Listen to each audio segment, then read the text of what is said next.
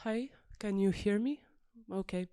Yeah, so this is joint work with Robert Koenig, and it's about classical simulation of non-Gaussian fermionic circuits. Oh, okay. Okay.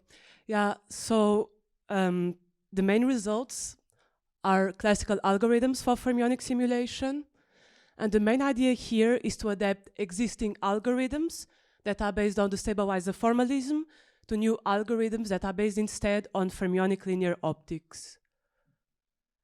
Okay, and a rough sketch of what's behind these algorithms is the following. We have a circuit of three operations acting on a resource state, and we write the resource state as a superposition of three states. And then we use that three operations acting on three states can be simulated classically in polynomial time. Okay, so first I'm going to give some background, and then I'm going to talk about the main results, the classical algorithms, and finally I'll talk briefly about the Gaussian extent, which is a quantity related to the cost of simulation. Okay, so let me give some background first. So consider n fermionic creation operators and n fermionic annihilation operators. They obey the usual anti-commutation relations. The vacuum state here is defined as the state that is annihilated by any annihilation operator. And the n-mode fermionic Hilbert space is the space that is spanned by the number states, which are defined as usual. Okay, and instead of working with creation and annihilation operators, you can choose to work with 2n Majorana operators, which are Hermitian operators defined as you can see here, and which have a number of practical properties. Okay, so first of all, let me say what I mean by fermionic linear optics. For this, I need to define two Gaussian operations, and the first one are Gaussian unitary operators, which are just evolution operators of quadratic fermionic Hamiltonians.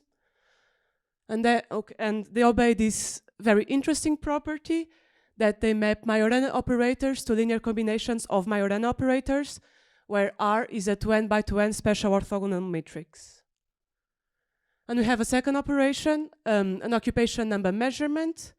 So this corresponds to measuring the occupation number operator in one of the modes J, which can have outcome 0 or 1 that we label by S. And the post-measurement state is just the usual. Okay, then a Gaussian state is just a state that can be obtained from the vacuum by applying any Gaussian unitary. And a Gaussian state can be described, it has a short description in terms of its covariance matrix gamma, which is a 2n by 2n antisymmetric matrix whose entries are the 2-point correlation functions. Okay, finally, a fermionic linear optics computation is a computation that starts with a vacuum state to which we apply a Gaussian operation, and in the end we do an occupation number measurement in each mode. Okay, and here we have two notions of simulation. Weak simulation, which corresponds to sampling from the output probability distribution of this circuit, and strong simulation, which corresponds to actually computing this probability for a string X. And actually, we can have a more general circuit that includes intermediate measurements. So we can have here an FLO adaptive circuit, and then we have similar notions of simulation for that circuit. Okay, and fermionic linear optics can be simulated classically. So you can describe a Gaussian state by its covariance matrix, which is a 2n by 2n matrix. And then there are efficient update rules to update this covariance matrix after a Gaussian operation is applied. So these rules take time linear in polynomial in the system size. And I'm going to call this set of rules plus the description of a Gaussian state in terms of the covariance matrix. I'm going to address that as the covariance matrix formalism. Okay, but we want to go beyond fermionic linear optics. We want a more powerful computation, and we can do this by adding magic gates. And actually, one way of applying a magic gate is to consider some ancilla modes and to initialize these ancilla modes in a magic state. Okay, so what I'm trying to say is that the circuit here is equivalent to this circuit. So the non-Gaussian elements are now these magic states, and this is an adaptive FLO circuit. Ooh.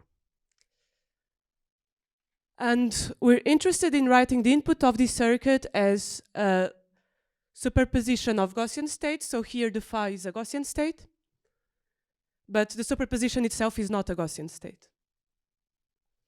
And because the set of Gaussian states is overcomplete, when you're decomposing a state as a superposition of Gaussian states, well, you can have several decompositions.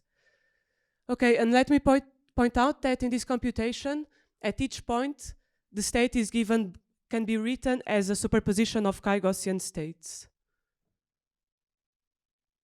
Okay, so this is the setting for the rest of the talk. We have an FLO adaptive circuit with an initial state that is an non-Gaussian state that we write as a superposition of chi-Gaussian states. Okay, so now let me jump to the first part, the classical algorithms. And let me just briefly show you the results first. So we have these algorithms to apply Gaussian operations to superpositions of chi-Gaussian states. So as you can see, the runtime of these algorithms depends polynomially on the number of terms in the superposition, so this chi.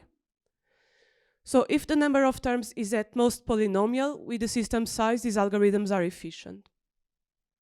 Okay, and let me point out that here the runtime is given by the number of elementary arithmetic operations that we need to perform.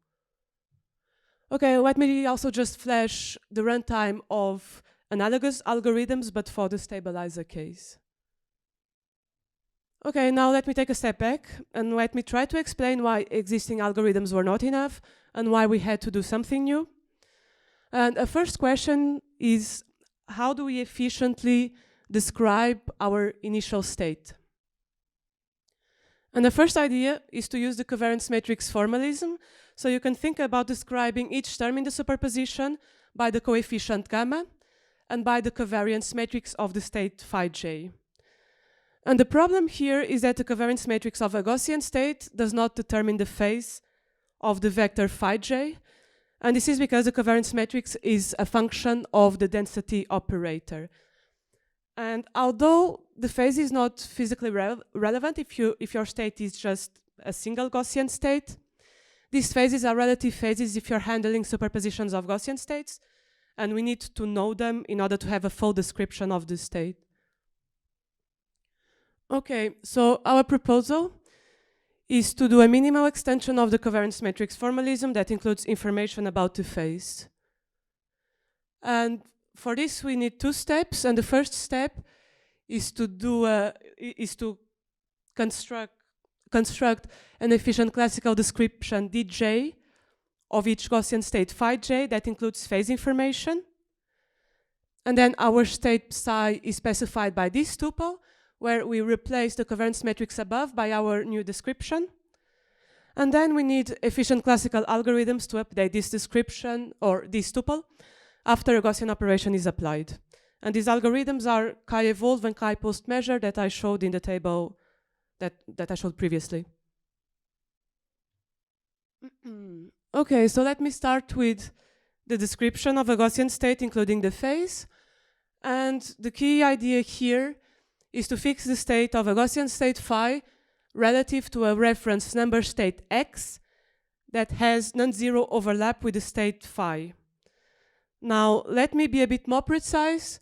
So the description of a Gaussian state is a triplet D, which includes a 2n by 2n real matrix, a n-bit string x, and a complex number r.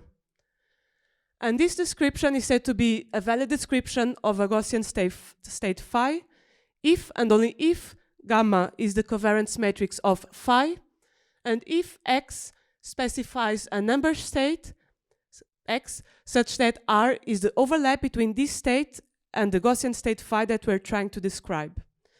And for the description to be valid, we also require that this overlap is non-zero. Okay, I'm going to use this sort of depiction more often in the talk. So this means that the overlap between the states in the vertices, in this case phi and x, the overlap is known and it's non-zero. Okay, so this is a minimal extension of the covariance matrix formalism. So we still use the covariance matrix, but we need additional information in order to fix the phase of the state. And this description allows for a full characterization of superpositions of Gaussian states. Okay, now let me give you an example. So consider this Gaussian state, which has this covariance matrix. It has two possible descriptions. The first one here uses the bit string 0, 0 as the reference bit string, and the second description uses the bit string 1, 1 as the reference string. Okay, now you can ask, why don't we fix the string x throughout the computation? And I'm going to tell you why this doesn't work. So consider the same Gaussian state, and you can choose 0, 0 as the bit string that fixes your reference state.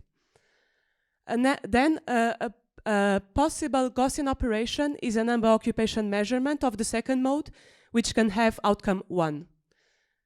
And then the post-measurement state is minus 1, 1. So you cannot use the same reference state that you used before, because the reference state 0, 0 has non-zero overlap with the post-measurement state.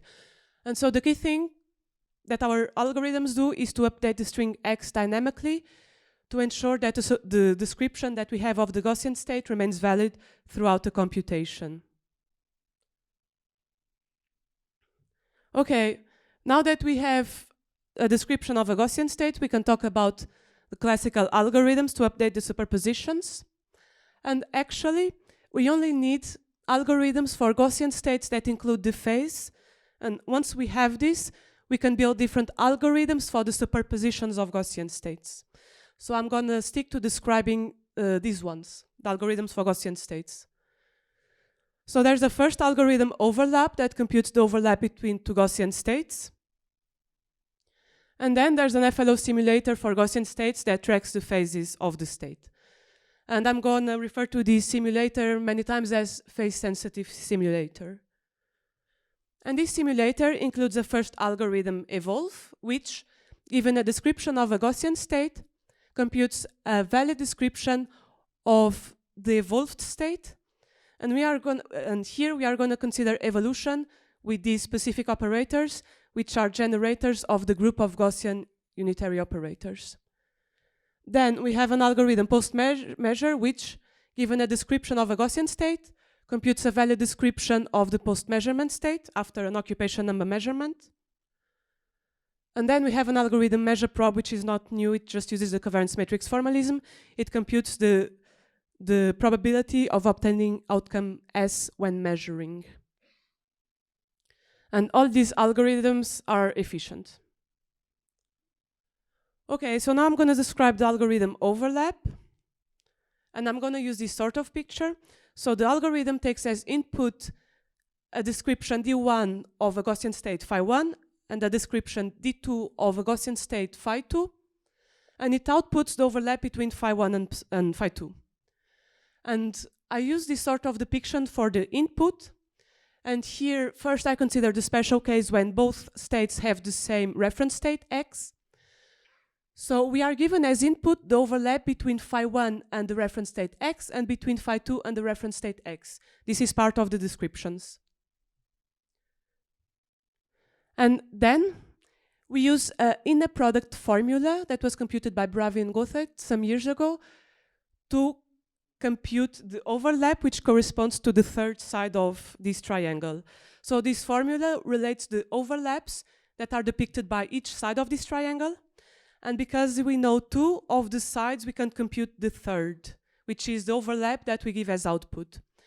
And the right-hand side of this expression is the Pfaffian of a matrix that has linear size in n. And that can be computed in time n cubed, which is the runtime of this algorithm. Okay, but in general, phi 1 and phi 2 can have different reference states x and y. And if that's the case, there's an intermediate step in this algorithm that corresponds to relating x and y. I'm not going to be super explicit here, but the important point is that in the end we have a similar inner product formula and the idea is the same for the case when we just have one reference state, okay? Okay, now I'm going to describe the algorithm evolve very briefly. So it takes as input a description of a Gaussian state and a description of the unitary operator that you want to apply. And it outputs a description of the evolved state. Now I'm going to flash a description of these algorithms, a depiction of the algorithm without explaining it in a lot of detail. So these are the several steps of the algorithm. It goes like this. And you can ask me about this later. I'm just going to say that it uses similar techniques to the ones we used for the algorithm overlap. Namely, it uses the same inner product formula, and it uses this subroutine relating x and y. And it has some additional ingredients. So for example, it uses the locality of the Gaussian operator that we are applying. And it uses the fact that we can find a reference state for any Gaussian state. So yeah, this is it. I'm not going to explain the algorithm post-measure for the sake of time. So you can also ask me about it later, but it uses the same techniques that I showed for these two algorithms. Okay, so now that we have algorithms for Gaussian states, including the phase, and these algorithms are overlap, evolve, post-measure, and measure prop, we can compute algorithms for the superpositions of Gaussian states. And I'm not going to be too explicit here. So going from here to here, so it uses the same techniques that were used for the stabilizer case for the papers that I mentioned earlier. Okay, so for exact simulation, you have algorithms with these runtimes. This is the table that I showed in the beginning. Now let me define a couple of quantities. So the Gaussian rank of a state psi is the minimum number of terms when writing psi as a superposition of Gaussian states. So these runtimes are minimized if you have an optimal decomposition that has the number of terms equal to the Gaussian rank. Okay, now let me define the approximate Gaussian rank of a state psi. This corresponds to the Gaussian rank of a state psi prime that is delta close to the state psi, and you minimize overall states psi prime. And this notion of approximate Gaussian rank is useful if you want to perform approximate simulation. And the idea here is to start with a state psi prime, whose rank is the approximate rank of the state psi that you're interested in simulating, so the original state. So the idea is to start with a close state to the original one, but that has lower rank. And at this point, we use this parsification lemma that was proved by Bravi and collaborators for the stabilizer case, but that also applies here, which gives an upper bound of the approximate Gaussian rank in terms of this quantity in red, which is the Gaussian extent. I'm going to define that quantity later. For now, it's just important that we have algorithms for approximate simulation that depend linearly in this quantity, the Gaussian rank. Okay, so now let me talk a bit about this Gaussian rank, which is related to the simulation cost of approximate simulation. And first of all, let me define it. So the Gaussian rank of a state psi corresponds to the 1 norm squared of the vector of coefficients gamma when writing psi as a superposition of Gaussian states. And you minimize overall possible superpositions. So the Gaussian extent of a Gaussian state is 1, and the Gaussian extent of a state that is non-Gaussian is greater than 1. And by definition, the Gaussian extent is a multiplicative, meaning that if you have a product state, then an upper bound is naturally given by the Gaussian extent of each vector. And we wanted to ask whether this Gaussian extent is multiplicative. And if each psi here has up to 3 modes, then the answer is yes. But this is trivial because all fixed parity states of up to 3 modes are Gaussian, and so the extent is 1, and hence you have multiplicativity. So the simplest non-trivial case is when each psi has 4 modes, and we could prove that yes. In that case, we also have multiplicativity. Okay, for more than 4 modes, it's an open question whether you have multiplicativity or not.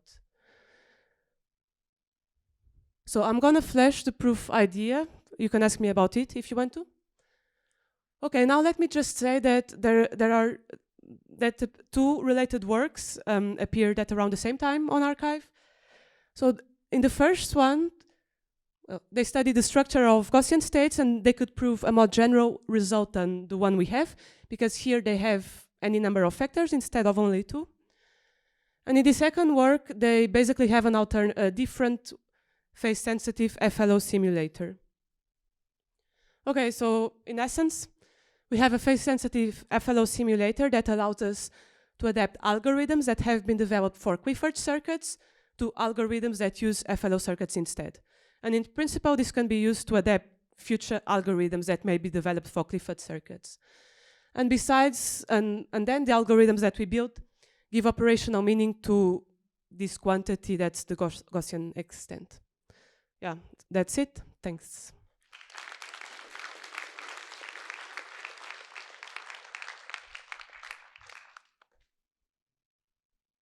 Yeah, so we have time for questions.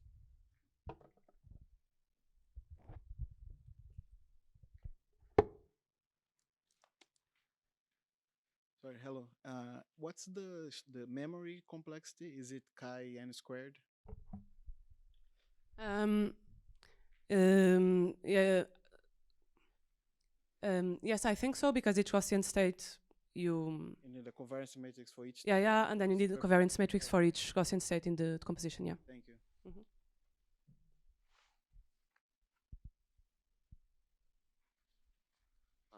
Thanks for nice talk. So how many qubits can we calculate the Gaussian rank or Gaussian extent? Yeah, it's not so easy to compute the Gaussian rank and the Gaussian extent. The Gaussian extent is easier because it's a convex optimization problem. So I don't know. I'm not sure, but few modes, very few modes. So for example, the Gaussian rank of a 4-mode state is 2. I don't know if people know what's the value for a 5-mode state, but yeah, it's in the unities. Like, yeah, it's not a lot. Okay, thank you. Hi, thanks for the really great talk. Is there any possibility of decomposing, say, the projector onto your magic state as a linear combination of Gaussian projectors, where you wouldn't have this relative phase problem? So you mean, for example, to work at the level of density matrices, or? Yeah, because it seemed like the issue was it was a superposition rather than a classical mixture. Yeah. Even mixture with, coefficients larger than 1 or negative. So yeah, so I mean, in principle, yeah, this could be generalized to density operators, and then you could also have mixed states. I don't see why not. So, okay, when describing the state in terms of density matrix, people look at the compositions of channels. They have these quasi-probability distribution methods. Yeah, I would have to look at that more carefully, but why not? Okay, I guess it's unclear how to do that decomposition, maybe. Yeah, sure. I mean, in principle, it's fine it's hard to find the decompositions, but yeah. Super. Thank you. So, yeah, we have time for 1 or 2 more questions. Okay, good. Yeah, thanks for the talk. In the beginning, for your definition of the FLO unitary, you sort of restricted to evolution with quadratic fermionic Hamiltonians. But if you sort of use the John Wigner to map to qubits, you can also do X gates, in which case the R matrix, I think it was in your case, is in O of 2n instead of S of 2n. Does it still work? Yeah. You can. Yeah, actually, in the paper that we have on arXiv right now, it's we have something a bit more general. We have an orthogonal matrix instead of a special orthogonal, right? Okay. Sure. Yeah. Hello, thanks again for the very nice talk. I have a question with very basic. So you were talking about how you need to store the phase information, since you're talking about superpositions of Gaussian states that you apply this fermionic linear optics on. Could you alternatively also just store the relative phases of the superposition states in the beginning, since it's all linear? Yes, yes, yes. I mean, we store them at the beginning. We need to know them to begin with, but then we sort of need to know how to update them. Right, but can't you just push them through to the end because it's essentially a linear operation? Maybe I'm missing something very simple.